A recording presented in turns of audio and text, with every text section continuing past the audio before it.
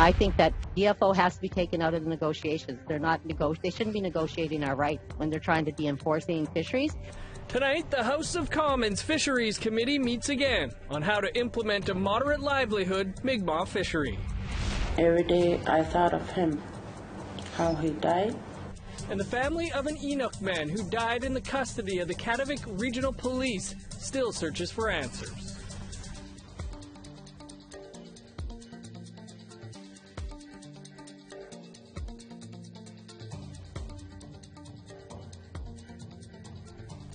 Good evening, welcome to APTN National News. I'm Dennis Ward.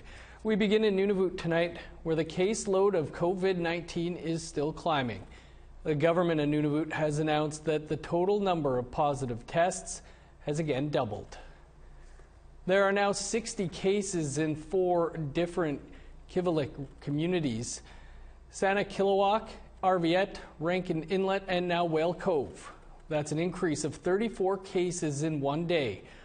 All the Whale Cove cases can be traced to the Arviette outbreak, and the government says there is no community spread in Whale Cove. Whale Cove has a population of just 430 people. Nunavut's health officials and government will be taking questions from the media tomorrow. Manitoba is reporting a concerning 13.6 positivity test rate. The province's chief public health officer is now saying it's irresponsible for Manitobans to shop for non-essential goods in person. We're in code red in Winnipeg right now. We have people dying every day.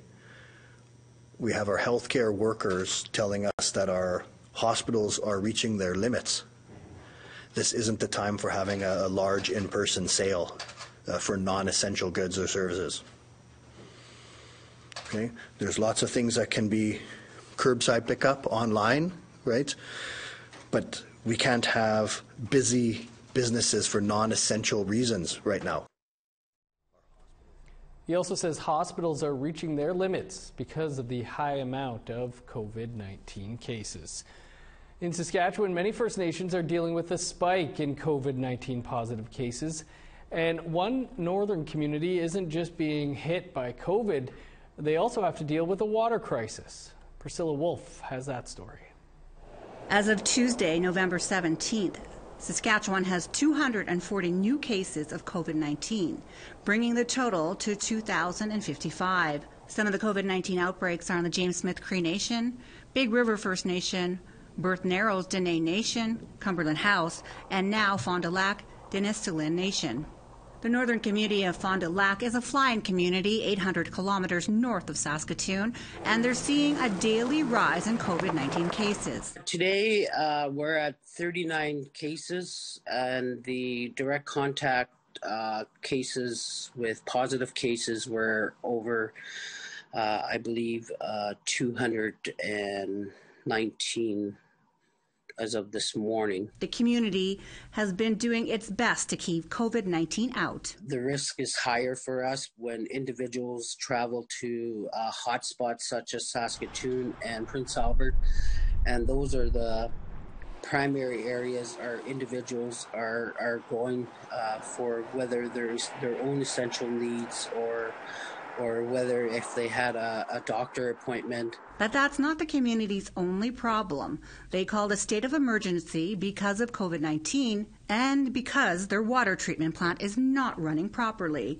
That means there is no running water. As an outbreak in our community, and basically, we need the proper hygiene. You got to wash your hands. You got to disinfect your homes. You got to wash your clothes on a daily basis. McDonald says Indigenous Services Canada is working with them to get the water treatment plant running again and sent them bottled water. Yes, ISC has come to us in the immediate in response to our plea. Yes, ISC has come up. Let's get some clean water, drinking water to the community as soon as possible. So we had plans in place to do that, and we've received all the water today. So We have these 20-liter jugs that were shipped to us. McDonald says planes usually fly in twice a day, sometimes with supplies, but because of the pandemic, flights have been decreased and so have supplies. Priscilla Wolf, APTN National News, Saskatoon. There's a stark prediction on the timeline for a COVID-19 vaccine. One of Canada's top doctors says Canada should be able to distribute vaccines to a large part of the population by the end of next year.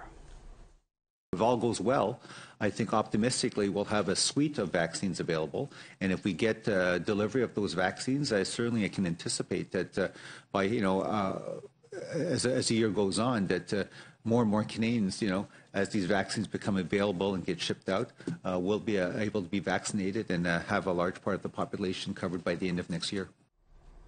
The government has already signed deals to reserve millions of COVID-19 vaccines with the hopes of getting Canadians immunized as soon as one becomes available.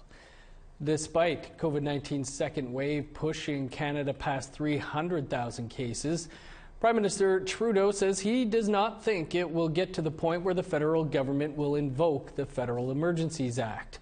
He does, however, acknowledge Christmas will not be the same as usual. Obviously, the holidays will be different this year than in years past. There's no question about that. But how different and how much we're able to do will depend on a few things. What region of the country you're in, what people are able to do between now and the holidays in order to flatten the curve, to reduce the number of cases. We will continue to work with the provinces in a very collaborative way. The provinces all obviously want the same thing, to save as many lives as possible. In other news, Quebec's Indigenous Affairs Minister says he'll make weekly announcements until Christmas to concretely address mistreatment of Indigenous people by Quebec's public service. Today, he announced Premier Francois Legault will meet with the Assembly of First Nations and Labrador more consistently for a political roundtable on Indigenous issues. Minister Ian Lafreniere says he'll continue rolling out new investments. Quebec recently secured $15 million for healthcare reform and $3 million for a new Native Friendship Centre in Joliette. AFN-QL Regional Chief Ghislain Picard says the political roundtable is good news, but he wants to ensure all chiefs in Quebec feel represented. We have that conversations to have. We need to have that conversation with our chiefs. 10 nations, 41 communities, different realities, different priorities as well. So it's a matter of, for us to, in the next coming few weeks, to make that determination. And how do we, what's the role of the table ultimately, but for the collective? The House of Commons Fisheries Committee met again last night to once again hear witnesses testify about how to implement a moderate livelihood in the Mi'kmaq fishery. This time, 2 Mi'kmaq chiefs were front and center. And as Jamie Pashgum reports, the discussion was whether DFO has the ability to negotiate an outcome to the dispute.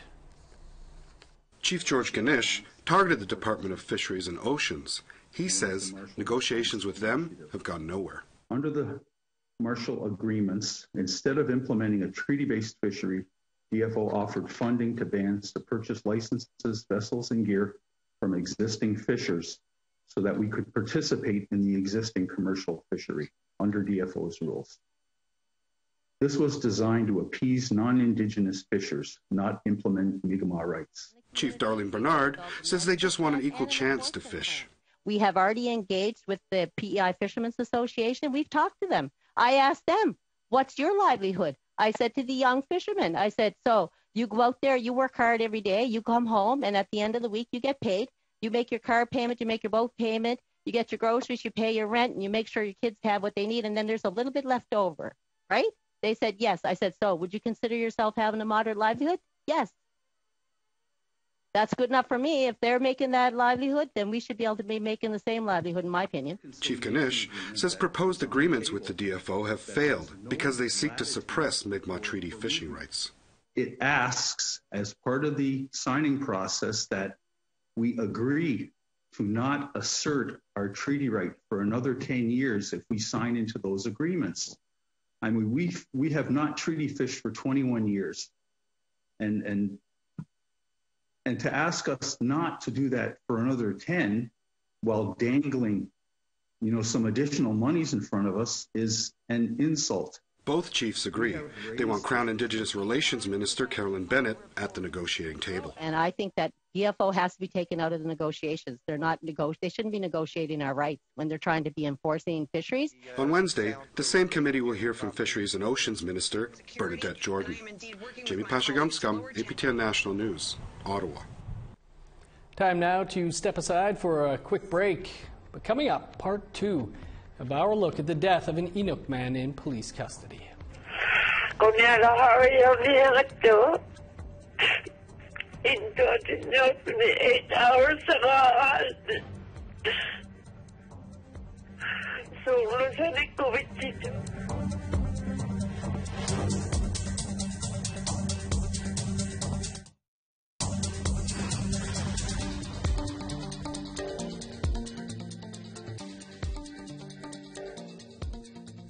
Welcome back. Following an APTN News investigation, Quebec's head coroner admits that the file of an Inuk man who died in police custody fell through the cracks. Questions are also being raised about why the coroner did not make any recommendations to prevent further deaths. Tom Fenario now has part 2 of his investigation into Sivyuk's death. 22-year-old Sivwak Ilyasiuluk's 2017 death in a police cell has left a hole in his family. They say their grief is compounded by nagging questions concerning his demise. Every day I thought of him, how he died. But they say getting answers to how Sivwak was left alone for 8 hours in a jail cell to die of alcohol poisoning has been exasperating. This interview was done in November of 2018. It took a year and a half for APTN News to find out more about Sivwak's case. And while we haven't gotten all the answers that the family is looking for, we have discovered several red flags regarding how Sivwak's case was handled. Sivwak died in the custody of the Kativik Regional Police Force. Because he died in police custody, Quebec's police watchdog, the BEI, was called in to investigate. The BEI then presented its investigation to Quebec prosecutors, who found that Kativik police were not guilty of criminal negligence. Sivwak's mother vehemently disagrees. 8 hours in there.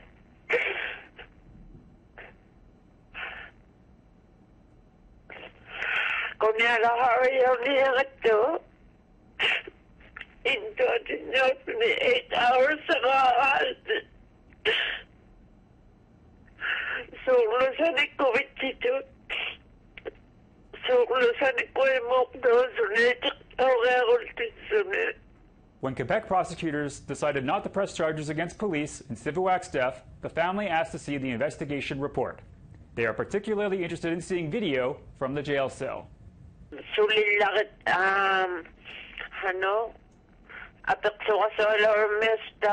Like videos,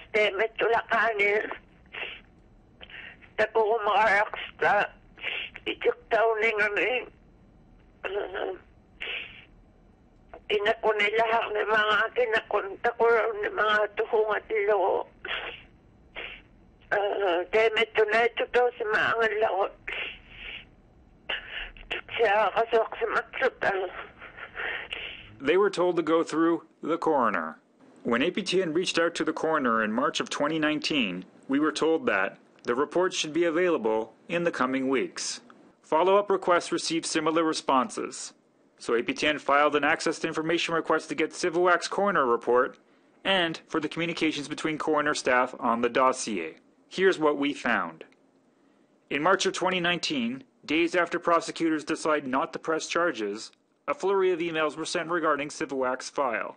An administrator asked the coroner in charge of Sivwak's dossier, "A while ago, you asked me to keep your report in the file in case of any twist. Is it still appropriate to keep it in reserve?" The coroner's reply, and many other parts of the emails obtained by APTN, are redacted. But in 11 pages of emails, what does become apparent, Sivwak's case fell between the cracks. In May of 2019, Sivwak's file is mistakenly thought to be waiting on the prosecutor's decision. And the mistake is noticed in February 2020, but nothing is done about it until June. when APTN files its access to information request. Une erreur de communication manifeste, là. Pourquoi personne n'a vu ça? C'est malheureux, on ne l'a pas vu. Aujourd'hui, probablement qu'il y a des risques très, très minimes qu'une chose comme ça se produise. Pascale Descaries is the head coroner of Quebec. She's seen here testifying at the Vienne Commission. She granted us an interview after APTN brought the treatment of Civoac's dossier to her attention. Descaries explained that a technician has recently been assigned to make sure that the communications between coroner staff flow smoother. She also took the time to explain the role of the coroner.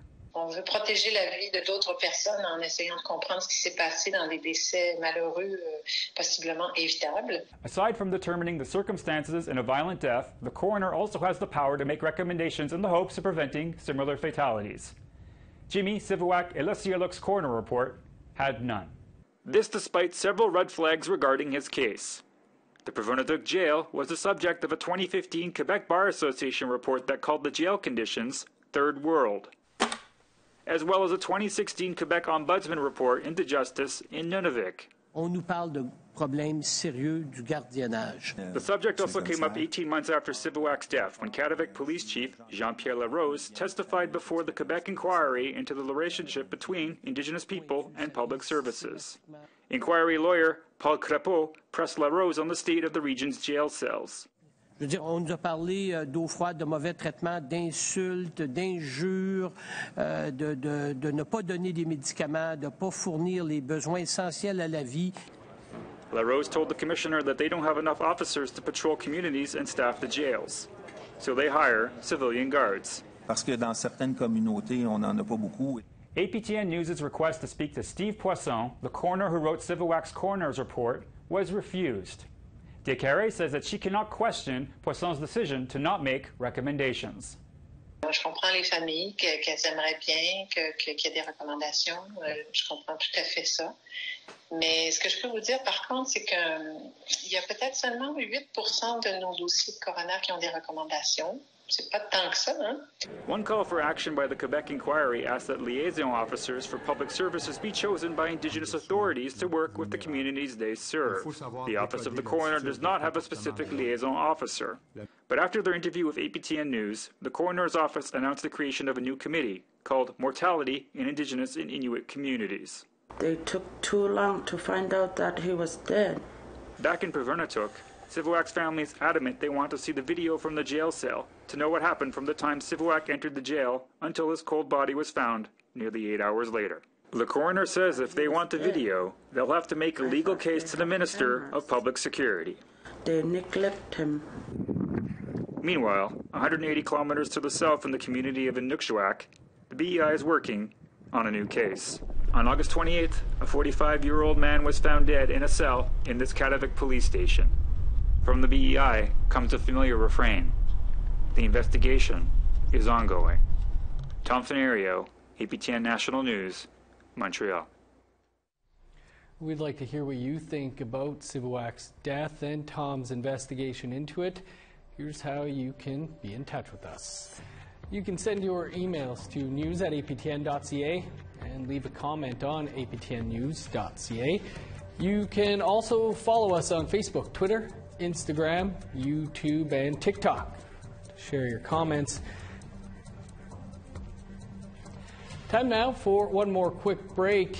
Coming up, we'll have a look at the latest joint mission between NASA and SpaceX.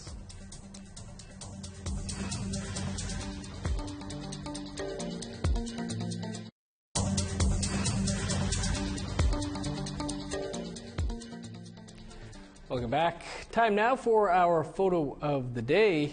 And if you've ever wondered about the view from a snowmobile trail near Gillam, Manitoba, here's a sample. This was sent to us by Junior Saunders during a morning ride. And be sure to send us your photos. You can send them to share@aptn.ca. We'd like to see examples of the view near you. Maybe it'll be our next photo of the day. Time now to take a look at tomorrow's weather forecast.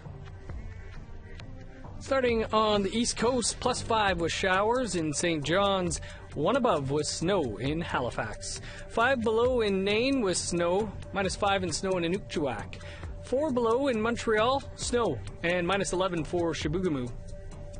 +3 with rain in Toronto, 2 above in Sault Ste. Marie. +3 with showers in Thunder Bay, +1 and snow in Sioux Lookout. -9 and snow in Churchill. Rain-snow mix of -5 for God's Lake. +6 in Winnipeg and Dauphin, 8 above in Brandon. +5 for Regina, +1 in Saskatoon. 11 below in Uranium City, 13 below for Stony Rapids. Over in northern Alberta, -11 for High Level in Peace River, 8 below in Fort McMurray. +4 in Medicine Hat, 7 above and sunny for Lethbridge. +9 with showers in Victoria and Vancouver. -13 in Fort Nelson, snow, and -9 in Dease Lake. -22 in Old Crow, 27 below for Dawson. -15 with snow in Yellowknife and Norman Wells, 17 below in Wrigley. -15 for Sax Harbor with snow, 22 below in Fort McPherson. -18 in Baker Lake and Chesterfield. 24 below with snow in Resolute, 0 in Iqaluit.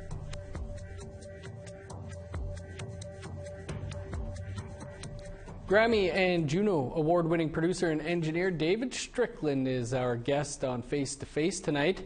Strickland has worked with Method Man, Drake, and Pete Rock, just to name a few.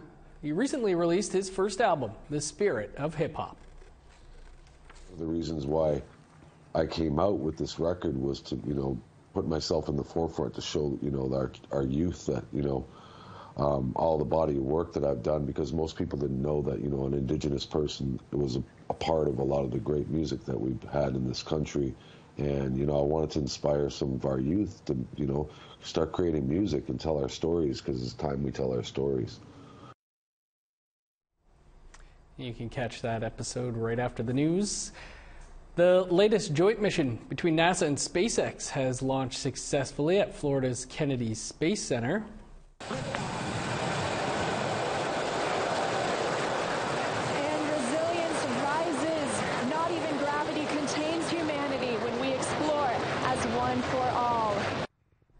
Always cool to watch a rocket launch. The capsule named Resilience is carrying 3 Americans and 1 Japanese astronaut to the International Space Station. It's the first full-fledged taxi flight for NASA by a private company. Resilience is due to reach the space station late today and remain there until spring. Time now for us to blast off. For much more, you can visit our website, aptnnews.ca, and download the APTN News app. I'm Dennis Ward. Thanks for tuning in. Stick around. Face to Face is next. Have a great night.